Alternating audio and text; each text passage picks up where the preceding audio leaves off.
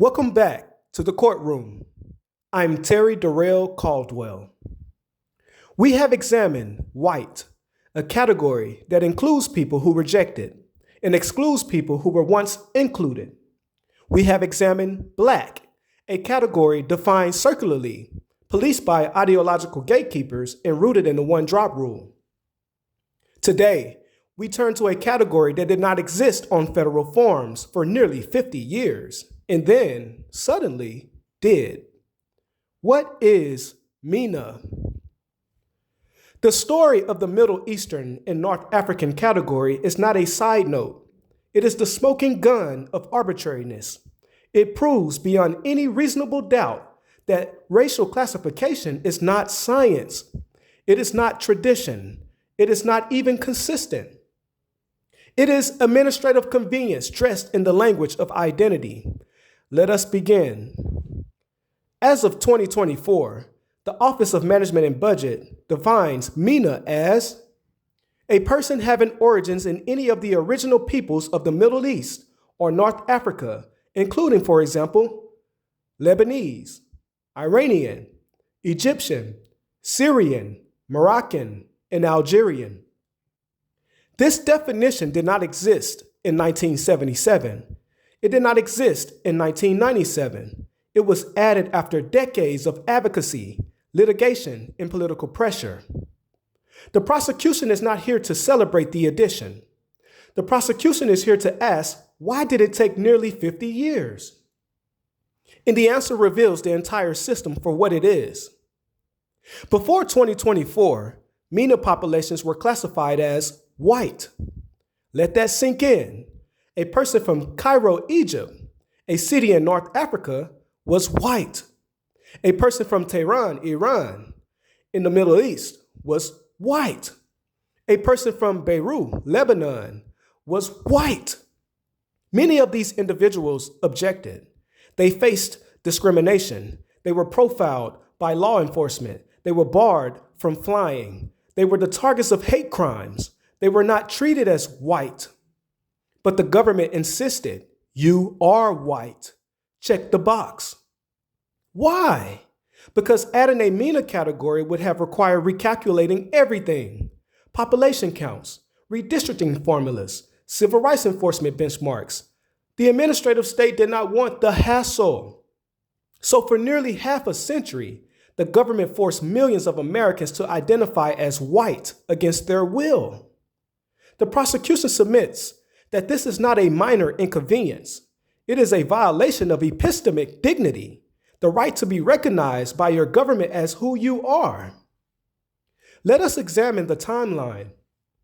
In 1977, OMB issues Directive 15.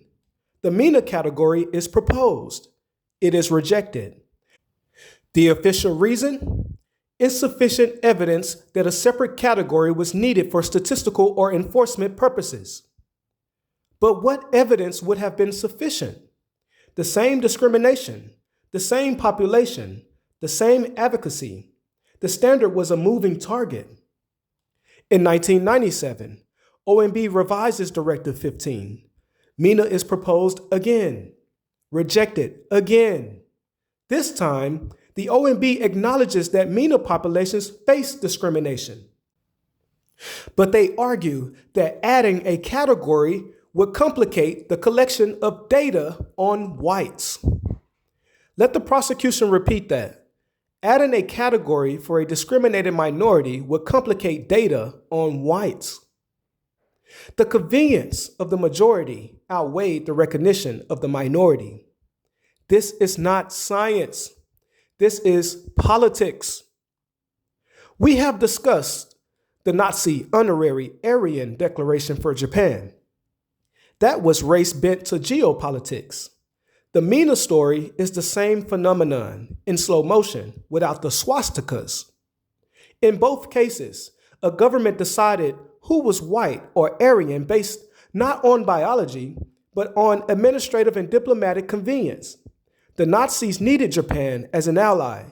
The OMB needed to keep the white population large enough to maintain existing political formulas. Race is a tool, always has been. So why did OMB finally add MENA in 2024? Not because new science emerged, not because discrimination suddenly became measurable, not because the population changed. What changed was political pressure. Arab American and Iranian American advocacy groups grew stronger. The Census Bureau realized that 15% of respondents were checking some other race, many of them MENA. Congress held hearings. Lawsuits were filed. The political cost of continued exclusion exceeded the administrative cost of adding a category. The same evidence that existed in 1977 was suddenly sufficient in 2024. The only variable was political will. The prosecution is not arguing that the MENA category is wrong.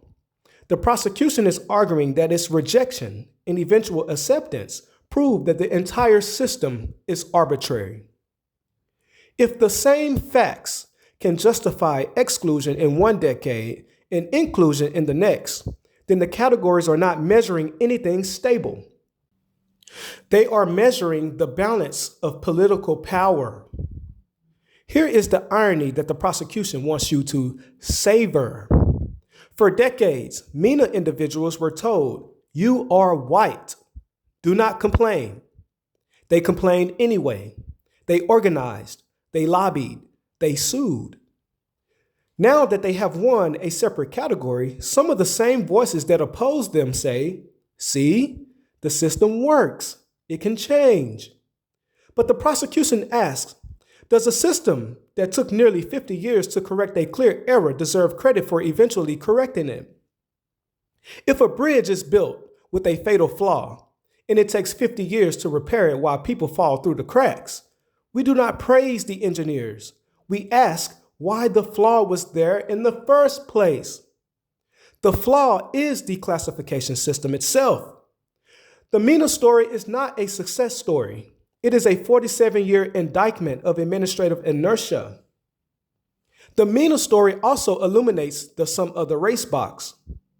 In the 2020 census, 49.9 million people, 15.1% of the population, were classified as some other race.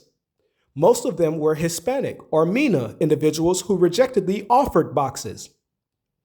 The Census Bureau tried for years to eliminate the some other race category. OMB has blocked them. Why? Because if 15% of the population suddenly had to choose among the existing boxes, the demographic data would shift dramatically. Redistricting would change. Funding formulas would break. The government keeps a category it knows is meaningless because changing it would be inconvenient. If the government cannot define white, black, or MENA consistently, if it takes nearly 50 years to add a category that should have been there from the start, then how can it define other? Other is not a category. It is an admission of failure. Now, the prosecution asked the jury to consider a simple question. If the government forced millions of Americans to identify as white against their will for nearly 50 years, and only changed when political pressure became overwhelming, then on what authority does the government ask any citizen to check any box?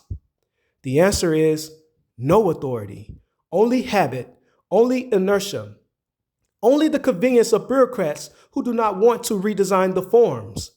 The prosecution does not ask you to celebrate the MENA addition. The prosecution asks you to see the pattern. The pattern is this. The categories are not stable.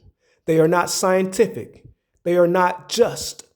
They are administrative artifacts, revised when pressure mounts, ignored when pressure subsides. In our next episode, we will examine what is Asian, the model minority myth, the heterogeneity within the category, and the way that the government lumps together diverse populations with vastly different histories and outcomes. But for today, the prosecution rests on count 4. The MENA category was rejected for decades based on administrative convenience, not evidence. It was finally added when political pressure overcame inertia. The same evidence that justified inclusion in 2024 existed in 1977 and 1997. If the government cannot decide which races exist from one decade to the next, then the entire classification system is not a tool of justice. It is a political football, and it is time to take the field away from the players. Court will reconvene for episode 5, What is Asian?